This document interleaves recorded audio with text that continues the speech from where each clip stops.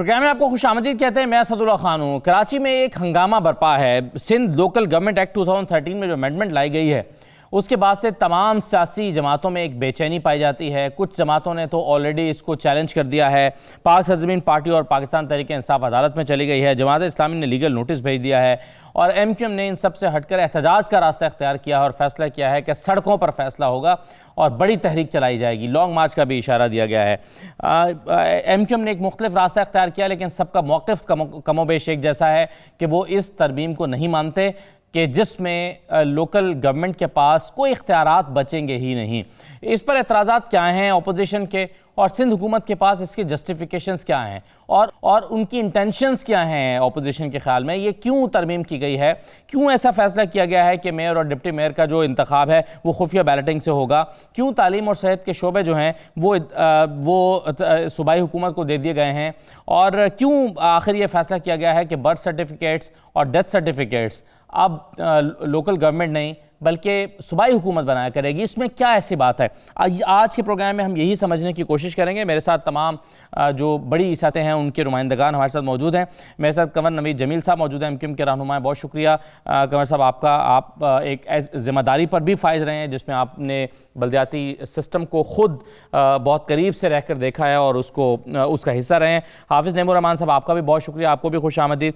कादिर मंदोखैल साहब हमें ज्वाइन कर रहे हैं, पाकिस्तान पीपल्स पार्टी के रहनुमा हैं। और फिरदौस शमीम नकवी साहब हमारे साथ मौजूद हैं, आप पाकिस्तान तहरीक इंसाफ के रहनुमा हैं। तमाम मेहमानों को खुश आमदीद। में सबसे पहले कंवर नवीद जमील साहब, मैं जो आज सुन रहा था वसीम अख्तर साहब को, उन्होंने कहा कि अदालत पे नहीं जाएंगे, एहतजाज करेंगे और सड़क पर फैसला होगा क्योंकि ये हुकूमत यही ज़बान समझती है। वसीम अख्तर साहब ने क्या कहा, सुन लीजिए।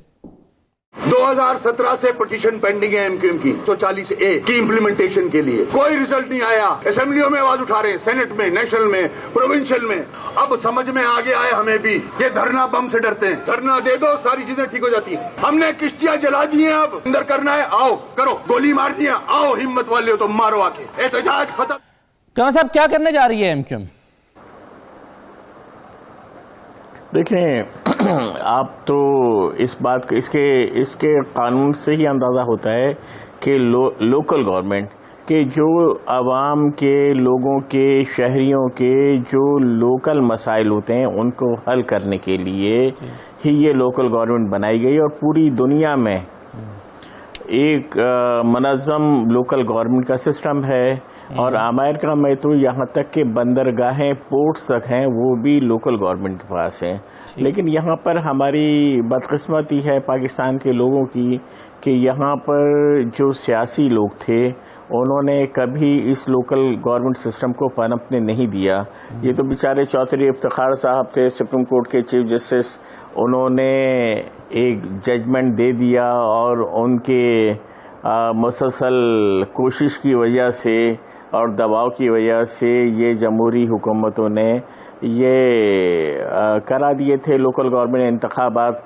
और लेकिन उनका यहाँ पर ख़ासतौर से पीपल्स पार्टी दोस्त बैठे हैं हमारे पीपल्स पार्टी का, इनकी तो कभी ये चाहत नहीं रही है कि इस लोकल गवर्नमेंट के सिस्टम को वो किया जाए, फ़रोग़ दिया जाए या अख्तियारात लोगों के हाथ में दिए जाएं। यही वजह है कि ये कराते भी नहीं थे, अब कराना पड़ रहा है। तो इन्होंने इसका दूसरा हल ये निकाला है कि इनके पास कोई अख्तियार ना हो। अब इनका जो कानून है इसके आने के बाद तो जो बल्दियात हैं वो तो ऐसे रह गई जैसे कोई सोशल क्या कहलाते हैं, जो वो होते हैं तंजीमें होती हैं, ये वाली नॉन गवर्नमेंट NGOs कहलाती हैं। ठीक है, NGOs बिल्कुल सही। आप कह रहे हैं कोई इख्तियार बचा ही नहीं। आप तो पहले से भी कहते रहे हैं, वसीम अख्तर साहब जब थे, जब वो तब भी कहते थे कि देखें पहले ही इन्होंने पहले ही अपना कचरा जमा करने का अख्तियार सूबाई हुकूमत ने अपने पास रख लिया। बिल्डिंग कंट्रोल की जो बनाने का, सॉलिड वेस्ट बनाने का और मास्टर प्लान और हर इंतखाब, सीवरेज एंड वाटर बोर्ड के तमाम अख्तियार आखिर में जो थोड़ा बहुत रह गया था।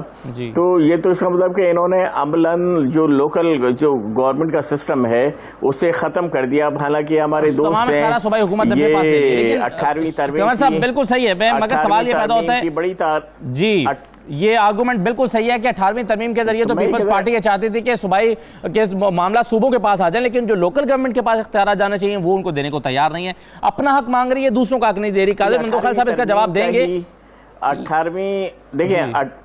18वीं तरमीम में ही 140A मंजूर हुआ है ना जी, लेकिन वो कोई इख्तियार नहीं दिया, बल्कि उनके बरखिलाफ जो अख्तियार उस वक्त मौजूद थे 2000 अपना जो इन्होंने 13 में जो पास किया, इसमें वो तमाम अख्तियार भी ले लिए गए।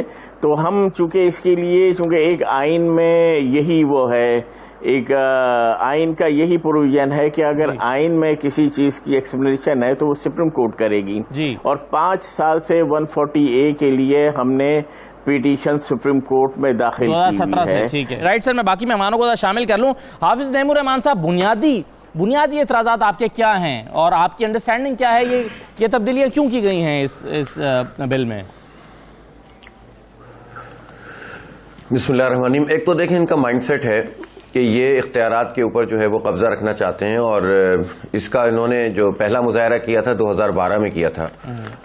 बस मेरे दोस्त कंवर साहब यहाँ मौजूद हैं। 2012 में ज़ाहिर है कि ये उस वक्त इत्तेहादी हुकूमत में थे पीपल्स पार्टी के साथ, और फिर उसके बाद उन्होंने दूसरी तरमीम 2013 में लेकर आए जी। तो वो जो 2001 का एक्ट था जिसमें बहुत सारे इख्तियारात सिटी गवर्नमेंट के पास थे और उसको एक गवर्नमेंट की हैसियत हासिल थी, वो सारे के सारे छीन कर ले लिए गए सूबाई हुकूमत के पास। लेकिन एमक्यूएम ने और ये तो पीपल्स पार्टी का एक तरीका है कि वो एहतजाज किया था लेकिन हुकूमत में शामिल रहे थे और गवर्नर भी इन्हीं के थे, ज़ाहिर है उस वक्त मौजूद थे। बहरहाल खैर वो तो जो भी हुआ उसके बाद उन्होंने कोर्ट में भी ये गए, लेकिन नहीं भाई यहाँ पे मैं कुछ कर दूं आपकी कि जब हम गवर्नमेंट में शामिल थे तो एक बहुत ही बैलेंस बिल पास कराया था, और जैसे ही हम गवर्नमेंट से निकले इन्होंने फौरी तौर पर उसे चेंज करके ये जो साबका बिल था ये मंजूर करा लिया। चलें जी आप साहब। अच्छा चलें, खैर चले वो खैर उन दिनों में बाहर निकले थे, फिर वापस गए थे, फिर छोड़ा था, फिर वापस गए थे, ये इस तरह से इख्तिलाफात 2-3 दफा नहीं, बहुत दफा होता था। खैर बहरहाल मैं अभी उसमें नहीं जाता। अभी तो इस वक्त सूरत हाल ये है कि जो कुछ भी रह गया था ना 2013 में, इन्होंने तजावीज़ मांगी ना, जिन तजावीज़ का ये कहते हैं नासिर शाह साहब के हमें पार्टियों ने तजावीज़ दी और हमने जमात इस्लामी की तजवीज़ पर ये काम किया। मैं हैरान होता हूँ, हमने उनको पूरे 15-16 पॉइंट लिख कर दिए थे और ये कहा था कि कोई 25 शोबे हैं जो आपने 2001 में सिटी गवर्नमेंट के पास थे, वो आपने सारे के सारे ले लिए थे, जिसमें ट्रांसपोर्ट आती, जिसमें तालीम आती थी, जिसमें सेहत आती थी, जिसमें सिविल डिफेंस आता था, जिसमें पता नहीं क्या क्या, वो MDA था, LDA था, इसमें जो है वो KBCA था, मास्टर प्लान था, जिसमें कचरा उठाने का सारा निजाम था। वो सारा का सारा जो है वो बल्दिया के तहत आता था, सिटी डिस्ट्रिक्ट गवर्नमेंट के तहत आता था। वैसे भी ये गवर्नमेंट होनी चाहिए, इसलिए कि आइन की आर्टिकल 40A में भी गवर्नमेंट का लफ्ज है, जिसमें तमाम एडमिनिस्ट्रेटिव, पॉलिटिकल और तमाम जितने मालियाती इख्तियारात हैं वो डिवॉल्व करने हैं, सिर्फ डिसेंट्रलाइज नहीं करने, डिवॉल्व करने हैं, खुद मुख्तार बनाना है।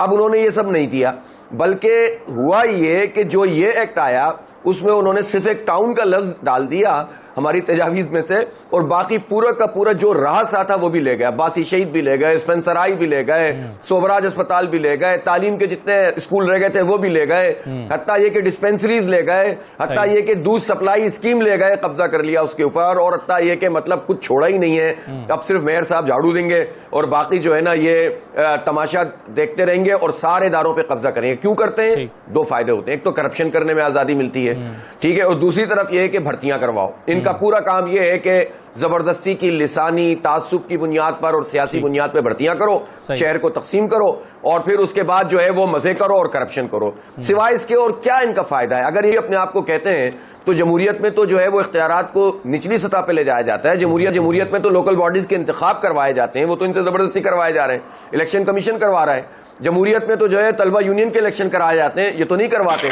जमहूरियत में तो पार्टियों के अंदर इलेक्शन होते हैं, तो वसीयत और विरासत पे चल रही है। तो जमहूरियत तो इसका नाम नहीं है कि आप सारे इख्तियारात पे कब्जा करके बैठ जाएं। इसलिए, और मैं आपको एक करेक्शन कर दूं असदुल्ला, जमात इस्लामी ने सबसे पहले एहतजाज किया है इस बिल के पर। हमने कल यौम सियाह मनाया था, पूरे शहर में सैकड़ों मुकामात पर एहतिजाज किया है और 2 दिन पहले हमने जो है वो 10-11 धरने दिए हैं कराची में।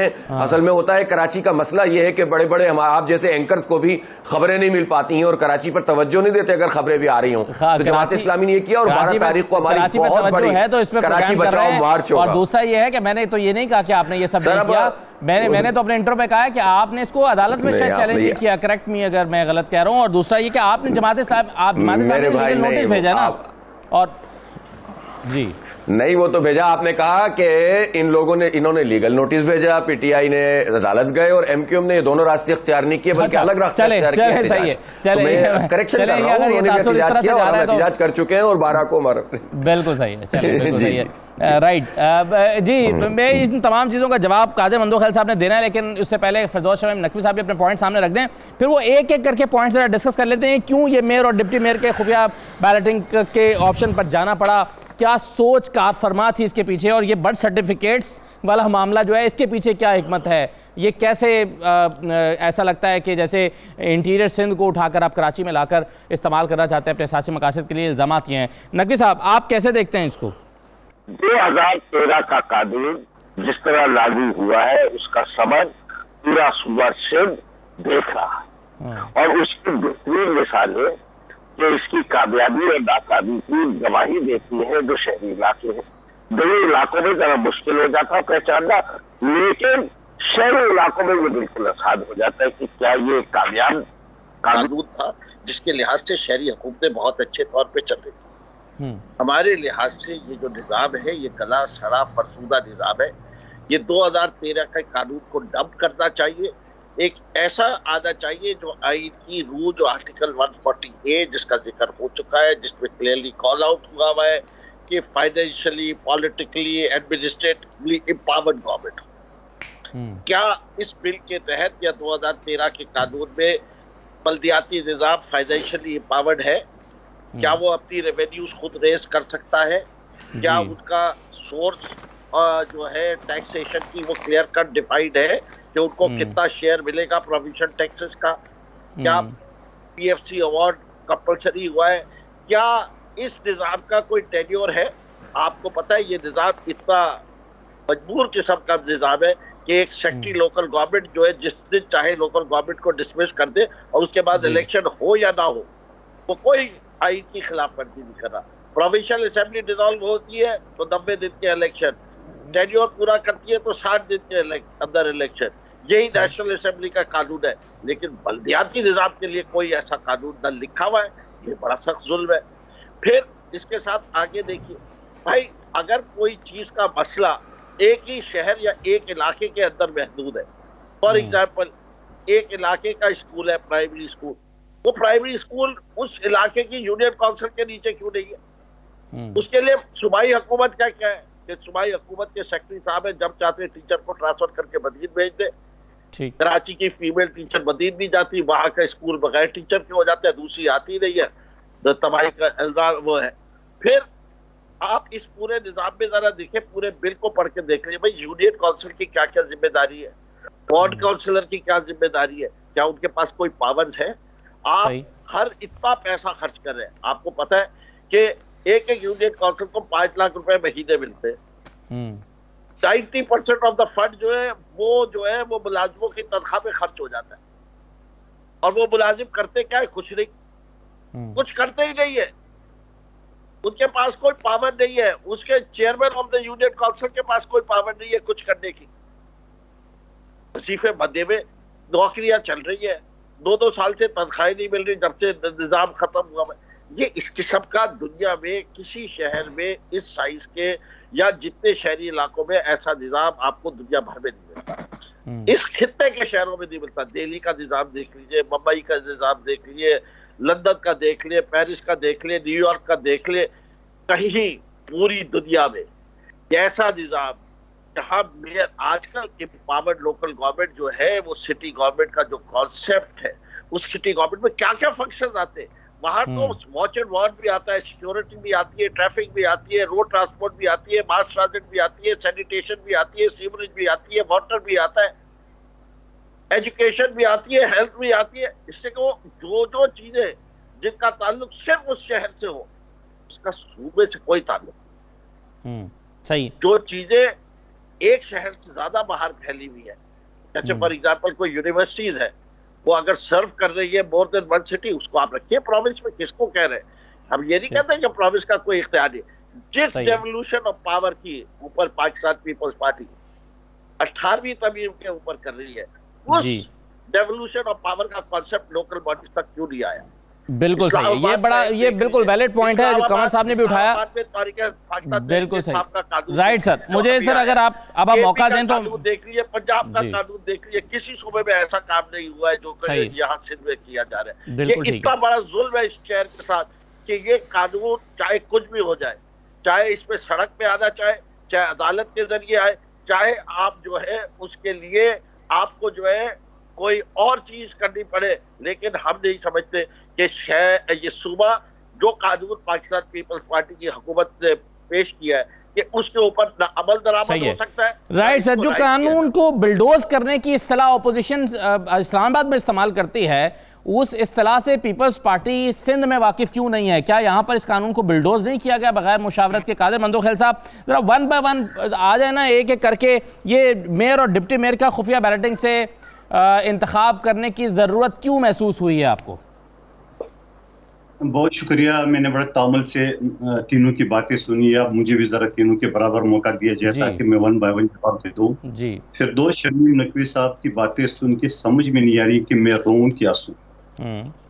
अभी 36 घंटे गुजरे नहीं है। परसों हमारी पार्लिमानी कमेटी के इजलास था असेंबली के अंदर। मैं पार्लियामेंट लाजिस से पैदल गया हूँ, खारदार तारे क्रॉस करके। क्यों? पूरा इस्लामाबाद के असातिज़ा ने वहां पे ब्लू एरिया, कॉन्स्टिट्यूशन एवेन्यू सब ब्लॉक करके रखा हुआ था। क्योंकि वहां पे जो मेयर से जो तालीमी अदारे वो ले लिए इस्लामाबाद कैपिटल में, और आज ये मौसूफ हमें भाषण दे रहे हैं, हमें दर्स दे रहे हैं। खुदा का वास्ता 36 घंटे भी नहीं गुजरे और उसके बाद में जिस तरह से कराची आने के लिए एयरपोर्ट गया हूँ वो अल्लाह ही जानता है। भाई ये तो बात यह है कि आप मेयर को दे दो, सुन ले बर्दाश्त कर ले। नहीं कादिर मंदोखेल साहब, अगर वहाँ इस्लामाबाद में वैसे तो जो एक सिस्टम आ रहा है, वहाँ जो सिस्टम लाया जा रहा है, उसके बारे में असद उमर साहब ने जो दावा किया वो ये कह रहे हैं कि जी पंजाब में और इस्लामाबाद में, मैं आपको सुनवा भी देता हूं उन्होंने क्या कहा। ऐसा निज़ाम लाया जा रहा है कि जिसमें मकामी नुमाइंदों तक इख्तियार जाएंगे, वो निज़ाम उनके बकौल लाया जा रहा है और पंजाब में भी बिल मंजूर हुआ है। जरा देखिए क्या कहा असद उमर साहब ने। इस्लामाबाद में, पंजाब में जो मुकामी हुकूमत का निजाम बनने जा रहा है, तमाम इख्तियारात जो हैं वो निचली सतह पे अवामी नुमाइंदों के पास जाने लगे हैं इस वक्त। चंद खानदान इस निजाम के जरिए जो निजाम तमाम ताकत जो है मरकूज कर देता है वफाक के पास और सूबे के पास, चंद खानदान पूरे पाकिस्तान के इख्तियार के मालिक हो जाते हैं। इसके बाद उन्होंने सिंध से कंपैरिजन भी किया था। कादिर मंदोखेल साहब, आर्गुमेंट यह है कि फर्ज कीजिए इस वक्त इस्लामाबाद में गलत भी हो रहा है, तो क्या वो गलत आपको जस्टिफाई करता है सिंध हुकूमत को कि वो भी वहां पे भी गलत करें? अब आप इस आर्गुमेंट का जवाब दें कि मेयर और डिप्टी मेयर का क्यों आप ला रहे हैं, खुफिया वोट बैलेटिंग क्यों हो रही है? मैं शमीम नकवी की और आपकी मतलब का जवाब नहीं दे सकता हूं। जो कानून मुझे बता रहा है, जो आइन मुझे बता रहे, मुझे वही जवाब देने। सबसे पहले तो ये बताओ कि इस्लामाबाद में ये झूठा शख्स है जो स्टील मिल की मुलाजमीन के ऊपर कहता है कि मैं पार्टी छोड़ दूंगा, स्टील मिल को नहीं बिकने दूंगा। इस झूठे की आप क्या बात करेंगे? कादिर मंदोखेल साहब, अगर आज का देखें, आपने पैनल देखा है, हमारा मकसद ये है कि कराची का जो लोकल बॉडी सिस्टम है ना, उस पर बात हो जाए, कराची के शहरियों के फायदे की बात हो जाए। अगर आप रूटीन की सियासी बातें करते रहेंगे ना, तो फायदा कुछ भी नहीं निकलेगा प्रोग्राम के आखिर में। इसलिए अगर आप इस बिल पे बात करें तो ज्यादा अच्छा है। ये सब झूठे हैं, करप्ट हैं, वो सब बातें अगर आप कहेंगे दवाइयां महंगी हो गई हैं, बेरोजगारी बढ़ गई है, तो आज ये लोकल बॉडी सिस्टम डिस्कस नहीं हो सकेगा। आपने यार मेरी बात सुनो, आप अपने मतलब का सवाल मुझे न ले। जब मैं आपको बता रहा हूं कि ये शख्स कराची में बैठ के जब ये झूठ बोलते हैं, लोगों से वादे करता है, इस्लामाबाद में कुछ और करते हो, ये मिसाल न दूं मैं आपको? आप मुझे मना क्यों कर रहे हैं? मैं वही कह रहा हूं जो ये शख्स कह रहे हैं यूसी नाजिम के अंडर सारे स्कूल होने चाहिए, इस्लामाबाद में कुछ कर रहे हैं, तो मैं हवाला नहीं दूं आपको? नहीं, लेकिन आप गलत कह रहे हैं ना कादिर मंदोखेल साहब। इस्लामाबाद में एहतजाज इस बात पर नहीं हो रहा जो आप कह रहे हैं, वो इस एहतजाज इस बात पर हो रहा है कि हमें म्यूनिसिपल कॉर्पोरेशन के मातहत क्यों किया गया है, हमें फेडरल जो है वो उसके मातहत रहने दें। वहां तो उल्टा हो रहा है, आप तो गलत उल्टा इसको प्रिटेंड कर रहे हैं।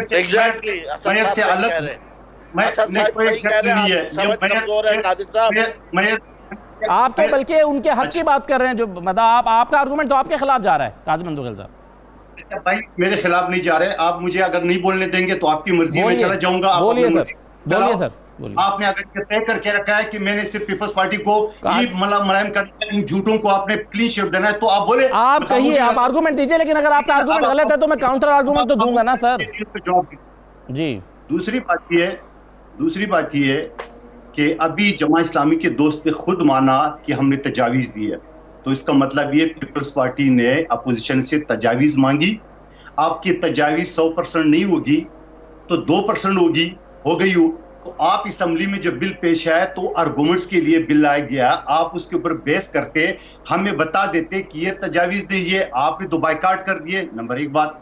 नंबर 2 बात, कल रात मैंने इनको ऑफर किए कि आप हमारे साथ बैठे, आपके जो भी मसले मसाइल है या जो भी आप इंतजार करता रहा सारा दिन, कोई फोन नहीं आया आपका। आपने झूठा वादा किया आपने फोन, आपके ना लोकल बॉडीज मिनिस्टर का आया, किसी का आया, दिखाइए, साबित कीजिए कि मैंने इनकार किया आने थे। मैंने तो सारे मीडिया पे कहा है कि मैं हर वक्त बैठने को तैयार हूँ, आओ बात करो, अगर तुम नहीं करते मीडिया के सामने करूंगा। बुलाते नहीं हो, झूठ बोलते हो, स्टैंडिंग कमेटी नहीं दी हुई, पब्लिक अकाउंट्स कमेटी नहीं दी तुमने, यहाँ सिंध में जमहूरियत का गला घोटे बैठे हो। जी कादिर इसको खामोश करें।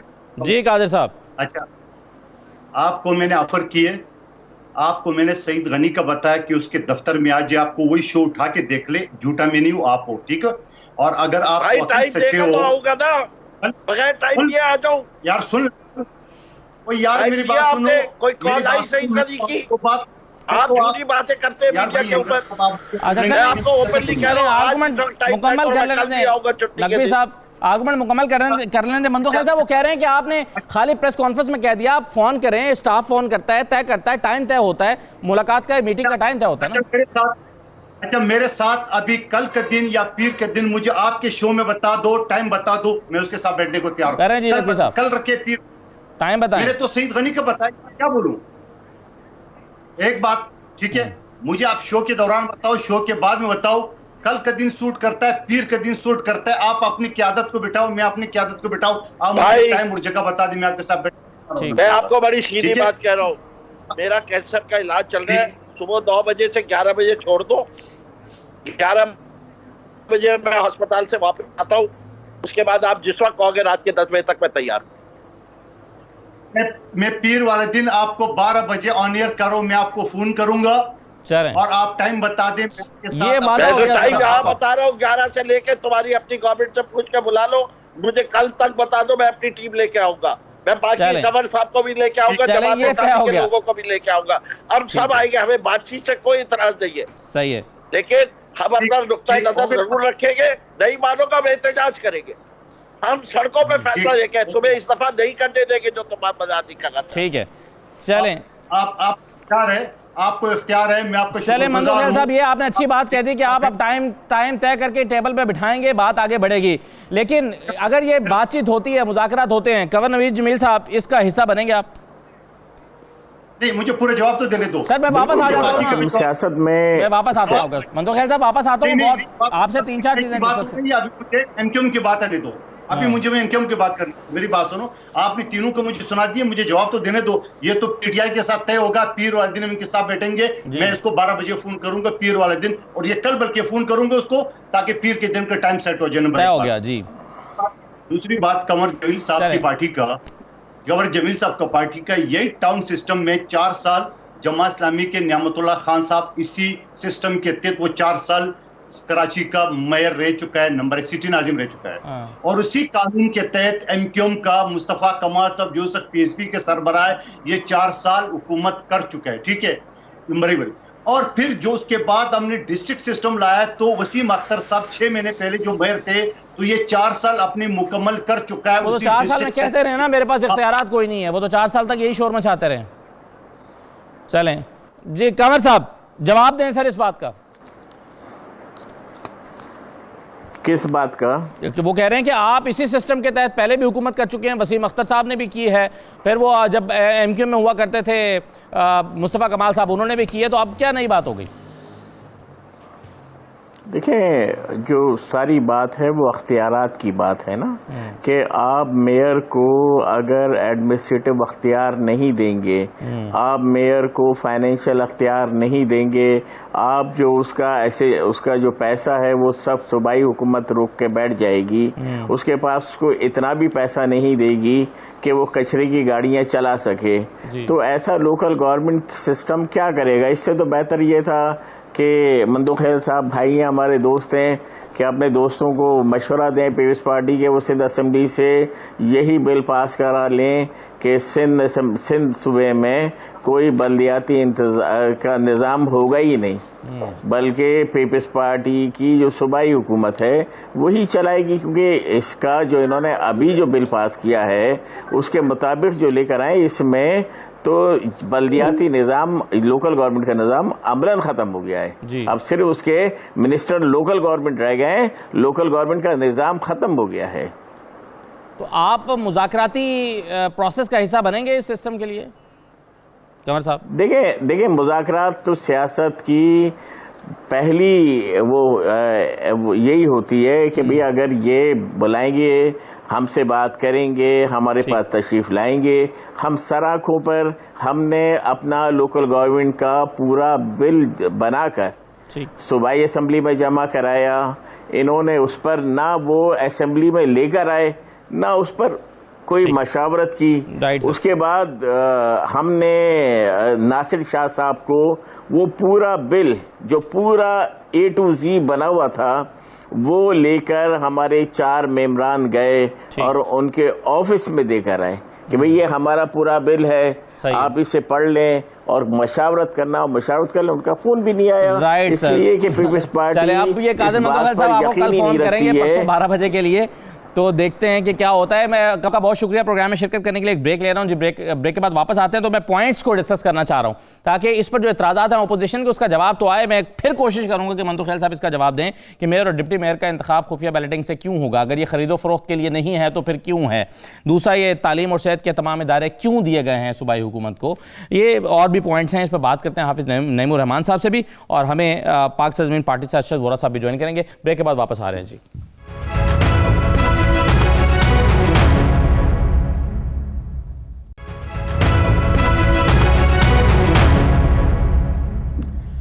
दोबारा आपको खुशामदीद कहते हैं। हाफिज़ नईमुर रहमान साहब, मैं तारुफ कराता चलूँ, अरशद वोरा साहब ने भी हमें ज्वाइन किया है, पाक सरजमीन पार्टी के रहनुमा हैं। बहुत शुक्रिया अरशद वोरा साहब। हाफिज़ साहब, मैं आपसे शुरू करना चाहूँगा सेगमेंट। मुझे ये बताइए, ये बर्थ सर्टिफिकेट्स वाला क्या मामला है, ये डोमिसाइल्स की कहानी क्या आजकल कराची में चल रही है, ये क्यों बर्थ सर्टिफिकेट सूबाई हुकूमत अपने पास रखना चाहती है लोकल गवर्नमेंट के बजाय, इसकी वजह क्या है आपके ख्याल में? देखें असद, ये तो birth certificate, death certificate, marriage के जो भी सर्टिफिकेट इशू होता है वो, और यही नहीं, दूध सप्लाई का काम है, उसमें जो चीज़ होती थी उसका पूरा नेटवर्क उन्होंने, उसकी जो फीस होती थी वो भी अपने पास ले ली है, जो डिस्ट्रिक्ट में स्कूलों की तरफ से कोई फीस जाती थी वो भी अपने पास ले ली है। कुछ छोड़ा ही नहीं है इस बिल के अंदर ना। एजुकेशन, जो डिस्पेंसरीज थी जितनी बच गई थी पिछले 2013 के एक्ट में, वो भी ले ली हैं। जो KIHD पहले ही है और KMDC, ये 2 बड़े अस्पताल हैं जो नेमतुल्लाह खान साहब ने दिल का अस्पताल बनाया था, जो हार्ट डिजीज का हॉस्पिटल फेडरल बेरिया में, जो यानी लाखों नहीं शायद करोड़ों लोगों को कैडर करता है, वो जो है वो इन्होंने अपने पास ले लिया। KMDC Karachi medical and dental college वो इन्होंने ले लिया। स्पेंसर आई हॉस्पिटल ले लिया। बासी शहीद अस्पताल जो 51 साल से, आपको पता है कराची में 51 साल से कोई भी एक जनरल अस्पताल नहीं बना है अब्बासी शहीद के बाद, तो अब वो भी जो KMC के तहत चला आ रहा था तवील अरसे से, वो भी इन्होंने अपने कब्जे में ले लिया। तो आप मुझे बचा क्या है? एजुकेशन पहले ही पूरी ले चुके थे, जो रह गई थी वो भी ले ली, हेल्थ भी ले ली, तो अब तो उन्होंने कुछ छोड़ा ही नहीं है। तो आप बताएं, जब ये कुछ छोड़ा ही नहीं तो मेयर, डिप्टी मेयर या जो टाउन्स इन्होंने बना दिए हैं उस टाउन्स के हवाले से ये क्या करेंगे? और ये कह रहे हैं ना कि हमने टाउन की जो तजवीज आई थी वो ले ली। देखें, सिर्फ नाम टाउन का लगा देने से मसला हल नहीं होता। 2001 का जो एक्ट था उसमें सिटी डिस्ट्रिक्ट गवर्नमेंट थी, कराची को पूरा एक डिस्ट्रिक्ट बनाया गया था, बाकी डिस्ट्रिक्ट खत्म हो गए थे, 18 टाउन थे और उसके नीचे यूसियां थी। अब इन्होंने क्या किया है कि इन्होंने डिस्ट्रिक्ट इंतजामी तौर पर वैसे चलते रहेंगे और टाउन ये बनाएंगे और यूसियां बनाएंगे, और कराची की हैसियत जो है वो उस गवर्नमेंट की नहीं होगी बल्कि एक केएमसी की होगी। हमने तो तजवीज़ दी थी मेगा सिटी गवर्नमेंट डिक्लेयर किया जाए इसको, तमाम फाइनेंशियल इख्तियार दिए जाए आइन के मुताबिक, तमाम ट्रांसपोर्ट का निजाम, तमाम एजुकेशन का निजाम, तमाम हेल्थ का निजाम, जो भी शहर के दायरे में आने वाली चीजें वो सारी। आपको पता है 2001 में जो सिटी चीफ था कराची का, उसकी एसीआर जो है नाजिम यानी मेयर लिखते थे। आप मुझे बताएं इस वक्त एसीआर कौन लिखेगा? सही है। तो इसलिए जब आप किसी को अंडर में लेंगे नहीं तो आप लेकिन एक इसमें आर्गुमेंट दिया गया सईद गनी साहब की तरफ से, अरशद वोरा साहब आप अगर इसका जवाब दें। वो ये कहते हैं कि लोकल गवर्नमेंट एक्ट में तरमीम की जरूरत नहीं है, तरमीम तो इन इदारों के एक्ट में होनी चाहिए, क्योंकि एक्चुअली ये इदारे इंडिपेंडेंट हैं और सूबाई हुकूमत को जवाबदेह हैं। तो अगर इनको आपने लोकल गवर्नमेंट के तहत लाना है तो इनके इदारों के एक्ट में भी तरमीम होनी चाहिए। ये आर्गूमेंट को कैसे रिस्पॉन्ड करते हैं आप? देखिए असद, मैं आपकी बातें सुन रहा था और तमाम जितने भी लोग यहाँ पे मौजूद थे, जिसमें से बहुत सारे लोग वफाक की नुमाइंदगी कर रहे थे, वो भी यहाँ मौजूद थे।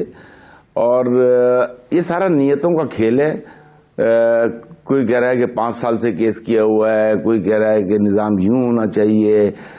ये लोग जो वफाक में बैठे हुए हैं, मेरे ख्याल से अगर आप थोड़ा सा याद करें, मेरे ख्याल से इस पर मुस्तफ़ा कमाल चेयरमैन पाक सरजमीन पार्टी कई दफ़ा प्रेस कॉन्फ्रेंस कर चुके हैं कि आप फेडरल गवर्नमेंट जो काम कर सकती थी, फेडरल गवर्नमेंट में जो लोग मौजूद हैं, जब 31 बिल एक दिन में पास हो सकते हैं तो 32वां बिल क्यों नहीं पास करवाया? वो 32वां बिल ये होता कि आर्टिकल 140A को क्लियरली डिफाइन कर दिया जाता, जो कि प्रॉपरली डिफाइंड नहीं है। उसमें मेयर के तमाम इख्तियारात वाज़े लिख दिए जाते, जो आज गवर्नमेंट में बैठे हुए लोग, चाहे वो पीटीआई के हों चाहे एमक्यूएम के हों, जो वो डिमांड कर रहे हैं, ये डिमांड तो हमें किए हुए आज कई साल हो गए। और आपने ये बिल अगर 140A फेडरल गवर्नमेंट के आर्टिकल में डिफाइन हो जाता, 140A क्लियरली डिफाइन हो जाता, उसमें मेयर के इख्तियारात, बल्दियात के इख्तियारात अगर प्रॉपरली डिफाइन हो जाते तो आज ये झगड़ा ही नहीं होता। आज पीपल्स पार्टी जो है ये बिल लाने के काबिल नहीं रहती। पीपल्स पार्टी को जब पता होता कि वफाक जो है कॉन्स्टिट्यूशन ऑफ पाकिस्तान ये कह रहा है। तो बेसिकली तो मैं मुरीद इल्जाम ठहराऊंगा उन तमाम लोगों को जो फेडरल गवर्नमेंट में बैठे हुए हैं, उन्होंने आर्टिकल 140A को डिफाइन क्यों नहीं किया, जो कि हमारी सबसे पहली डिमांड है। अब रह गया ये बिल लेकर आए, ये बिल लेकर आए तो लोग जो है, जाहिर सी बात है ये बिल जो है वो कराची मुखालिफ है, अवाम मुखालिफ है। और इसमें पीपल्स पार्टी जिस तरीके से अपनी जो है वो राजधानी बनाना चाहती है, पीपल्स पार्टी जो है कराची को जिस तरीके से फतह करना चाह रही है नंबर्स गेम पर, तो वो इख्तियारात, असल में इख्तियारात क्यों रखना चाहती है? देखिए इख्तियारात तो ये है कि हर जगह से कोई जगह छोड़ना नहीं चाहते जहां से कि पैसा लूट सकें, कोई जगह नहीं छोड़ना चाहते।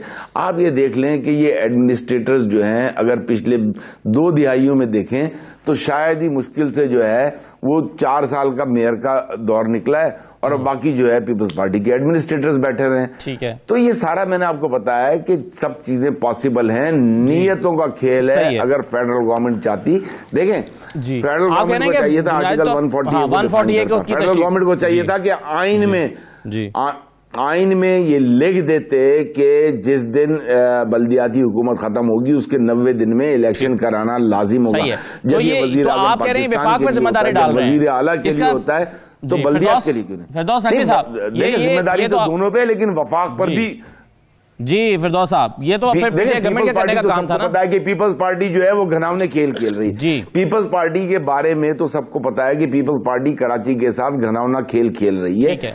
लेकिन अगर वफाक सिंसियर होता, वफाक के साथ तमाम उसके जो इत्तेहादी हैं वो सिंसियर होते, तो वफाक में जब 31 बिल लेकर आया, 32वां बिल क्यों नहीं लेकर आया? जी यही मैं पूछना चाह रहा हूँ जी। आपको किसी ने रोका? आपका अपनी विफाकी हुकूमत से शिकवा है इस पर कि इसकी जिम्मेदारी विफाकी हुकूमत पे भी आयद होती है कुछ ना कुछ? जी मुझे जब सवाल में इसका जवाब दे देता हूँ। जी अरशद भाई, आपने जो बात जिसकी निशानदेही की, मेरे ख्याल से दूध पीते हुए बच्चे तो हम लोग भी नहीं है, वरना एमक्यूएम वाले हैं, जैसे कि आपके साथी के लोग हैं। अगर ये चीज मुमकिन होती तो हम ये कर चुके होते। हमने जितने वकला से पूछा, उसने कहा उसका सही तरीका ये है कि आप जाइए सुप्रीम कोर्ट के अंदर इस कानून को चैलेंज कीजिए, वहां से इंटरप्रिटेशन लाइए और उसके बाद लॉ बनाइए। अगर आपने ये किया तो इसके बाद सूबाई हुकूमत के नीचे जो इदारे उनकी कानून साजी सूबाई हुकूमत के पास है, मरकज नहीं कर सकता। ये एक बुनियादी एतराज था जिसकी वजह से वो तजवीज जो आप दे रहे हैं कि वो इम्प्लीमेंट नहीं हुई। आप अगर मुझे आपके साथ में हर वक्त बैठने के तैयार, आप दो वकील से मुझे ओपिनियन ला दीजिए, बाकी दो जिनका मेरे पास ओपिनियन पड़ा है वो मैं आपके साथ शेयर कर लेता हूँ। अगर ये चीज पॉसिबल है हम करेंगे। We believe in devolution of power. हमने पंजाब में है, केपी में किया, इस्लामाबाद फेडरल टेरिटरी में किया कि डिवॉल्व की है पावर। एक सिर्फ का सूबा ऐसा रह गया जो डिवॉल्व नहीं करने को तैयार पावर लोकल बॉडीज को। सही प्रॉब्लम ये तो आप जो है आप कह रहे हैं कि पहले आप अदालत से इसकी इंटरप्रिटेशन लाएंगे, उसके बाद कुछ कर सकते हैं। जी सही है, बिल्कुल ठीक है। कादिर बंदोखैल साहब, मैं एक बार फिर कोशिश करता हूं आपसे उस सवाल का जवाब जानने की, क्योंकि तासुर ये पैदा हो रहा है आप और फिर आप जवाब भी नहीं दे रहे, तो उसकी से तासुर तकवीत भी पा रहा होगा अवाम में जो सुन रहे हैं कि मेयर और डिप्टी मेयर का खुफिया वोटिंग से कराने का मकसद यह है कि अगर आपकी अक्सरियत कराची शहर में नहीं भी हो सकी अवामी नुमाइंदों की, तो फिर भी आप ज़रा खरीदो फरोख्त के जरिए से अपना मेयर लाने की और डिप्टी मेयर लाने की कोशिश कर सकें, ये कारोबार हो सके खरीदो फरोख्त। तो ये तासुर है जो कि आपको इसको जायल करने की ज़रूरत है, और वो आर्गूमेंट से जायल हो सकता है। क्या आर्गूमेंट है आपके पास इसके लिए? देखिए, मैं तो बात सीधा करने की कोशिश कर रहा हूँ, आप दोबारा बिगाड़ने की कोशिश कर रहे हो। जब मैंने फिरदौस शमीम नकवी के साथ टाइम रखा है कल फोन करके पीर वाले दिन, सर वो तो हो गया ना। मेरा सवाल तो ये है कि ये किया क्यों गया है, मेरा तो सवाल ये है। अच्छा सुन लो, हमने किया सही है गलत है, जब इसके ऊपर डिबेट होगी तो वापस भी ले जा सकते हैं। आपके ख्याल में सही है या गलत है? ठीक है, मेरे हिसाब से सही है। अगर ये कहते हैं सही, हमें कन्विंस कर दे। आपके ख्याल में क्यों सही, कैसे सही है ये? अच्छा, मेरे ख्याल में इस वजह से सही है, इस वजह से ये कि यहाँ पे गन पॉइंट पे ये जो कमर नवीज साहब वो न्यूयॉर्क का अमेरिका का हवाला दे रहे थे, इस कराची शहर की क्या हालत की है। आप तो पंजाब में रहते हो, लाहौर में रहते हो, आपको नहीं पता यहाँ पे क्या की है। अभी मैं तफसील में जाऊंगा तो बात दूर तक चली जाएगी।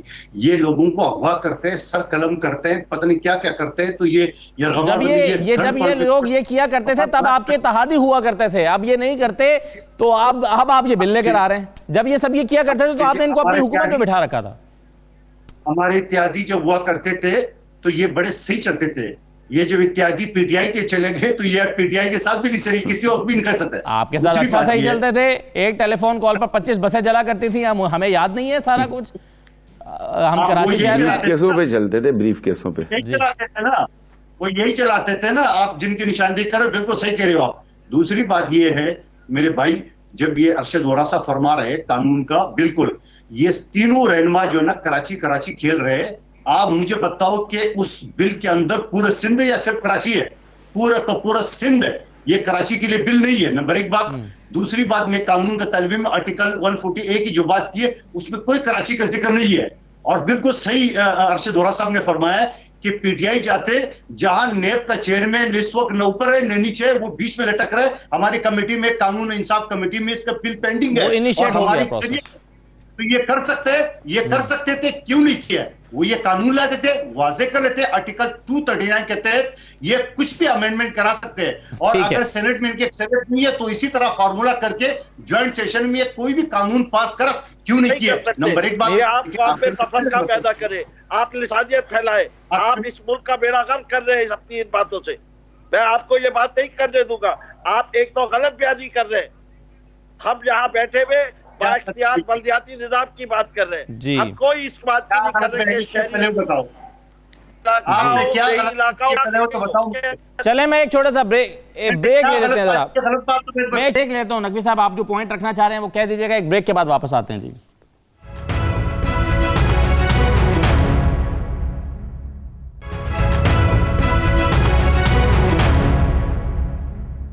दोबारा आपको खुशामदीद कहते हैं। आर्टिकल 140A की बहुत बात हो रही है इस प्रोग्राम में। मैं दो लाइनें पढ़ देता हूं आपके लिए। वो क्या है? वो कहता है कि G each province shall by law establish a local government system and devolve political, administrative and financial responsibility and authority to the elected representatives of the local government. आप पर जिम्मेदारी डाल दी नकवी साहब, पीपल्स पार्टी ने भी, पीएसपी ने भी। क्या आपने नहीं किया? आप बंदोखैल साहब भी कह रहे हैं कि जी आप कर सकते थे, जहां 32 बिल लाए वहां 33 ला सकते थे। जी आपने खुद पढ़ा असदुल्लाह साहब, और किसको जिम्मेदारी है? ईच प्रोविंस जी। यानी का federal government will direct the provinces, हाँ लिखा हुआ है। यही तो मैं कह रहा हूँ, मैंने वकीलों से ओपिनियन लिया था। कानून बहुत क्लियर है कि ये काम हम नहीं कर सकते फेडरेशन में बैठ के, ये काम सूबों की जिम्मेदारी दी गई है। 18वीं तरमीम के बाद फौरन वो कोर्ट में जाके चैलेंज करेंगे कि ये इंटरफेरेंस है प्रोविंस के मामले में कि वो का निजाम मरकज बना रहा है। ठीक है, बिल्कुल सही है। तो अरशद वोरा साहब, ये जो अभी मैंने 2 लाइनें पढ़ी हैं, इसमें इबाम को अंग्रेजी नहीं आती या उर्दू नहीं आती। नहीं, ये 2 लाइनें भी देखें, ये 2 लाइनें जो हैं जी असद, ये 2 लाइनें जो है ये कॉन्स्टिट्यूशन का हिस्सा हैं। इन 2 लाइनों को कॉन्स्टिट्यूशन के लिए असेंबली जो है वो बाख्तियार है, वो इन 2 लाइनों को डिफाइन कर सकती है। कोई कोड की जरूरत नहीं है। आपने जहां पर कानून इतने सारे पास किए हैं कि आपने के लिए कोर्ट में गए थे, देखें इसमें इबाम यह है कि ये क्लियर नहीं है। आप इसमें क्लियर डिफाइन कर दें कि मेयर के क्या इख्तियारात होंगे। आपने जो है जब वजीर आला के, वजीर आजम के इख्तियारात डिफाइन होते हैं, इसी तरीके से ये भी डिफाइन होना चाहिए। इसमें ये भी डिफाइन होना चाहिए कि 90 डेज में जो है 18वीं तरमीम के बाद क्या विफाक की लेजिस्लेशन इसके ऊपर अप्लाई होती है? ये भी तो एक सवाल है ना। बिल्कुल, आर्टिकल 148 कॉन्स्टिट्यूशन का हिस्सा है या नहीं है? जी, तो कॉन्स्टिट्यूशन में जिस चीज में इबाम है उसको डिफाइन किया जा सकता है, नहीं किया जा सकता। इबाम क्या है ये जरा बता दीजिए। देखिए, पीपल्स पार्टी की नीयत पे तो पीपल्स पार्टी की नीयत पे आज आप देखिए, मैंने इसलिए बहस इस पे ज्यादा नहीं की कि ये काला कानून है। आप कराची शहर के बच्चे से जाके पूछ लें कि ये एक्ट में क्या है, ये जो बिल में अमेंडमेंट्स आई है वो आपको बता देगा कि क्या खराबियां हुई हैं। मेरा मकसद यहां पर आपको बताना यह था कि ये खराबियां अगर वफाकी हुकूमत और उनके इत्तेहादी चाहते तो ये जो आपने बड़ा सख्त मौकिफ लिया है, आपने कहा कि इसको नहीं चलने देंगे, ये इसको कामयाब नहीं होने देंगे। क्या करेंगे अरशद वोरा साहब? जैसा मैंने अभी कहा कि कराची का बच्चा देखिए, कराची में आज अभी थोड़ी देर पहले खबरों में मेन न्यूज में चल रहा था कि कराची के लोग डिप्रेशन का शिकार हैं और खुदकुशी की तरफ जा रहे हैं। अभी भी एक नौजवान ने जो है MSc की डिग्री उसने हासिल की थी और उसको नौकरी नहीं मिली। तो ये सिंध हुकूमत ने कराची के किसी भी ग्रेजुएट को, कराची के किसी भी एक बंदे को जो है 1.5 लाख नौकरियां दी, एक भी नौकरी नहीं दी। तो ये जो कराची की 3 करोड़ आवाम है, ये आवाम जब बहुत ज्यादा पिसेगी तो फिर हर कोई खुदकुशी नहीं करेगा। हमारे हुकूक पर अगर डाका डाला गया है, इस शहर के फंड्स पर डाका डाला गया है, इस शहर के हुकूक पर डाका डाला गया है, तो फिर शहरी जो है अपने हुकूक की जंग के लिए खुद निकलेंगे। सही है, लेकिन ये मुस्तफा कमाल साहब ने भी कहा कि इससे खुदा ना खास्ता दहशतगर्दी को प्रमोट किया जा सकता है। लेकिन एक चीज मुझे ये बताइए मंदोखेल साहब, ये मैंने अभी पढ़ा है 140A, इस 140A में तो कानून में विफाक ने या कॉन्स्टिट्यूशन पाकिस्तान ने डिफाइन कर दिया कि सूबों की जिम्मेदारी है कि लोकल गवर्नमेंट्स को इलेक्ट करा के इनको इख्तियारात दे दे। आप इख्तियारात जब वापस ले रहे हैं तो आपकी जो अमेंडमेंट है ये विफाक के ये कॉन्स्टिट्यूशन के आर्टिकल 140A से टकरा नहीं रही है?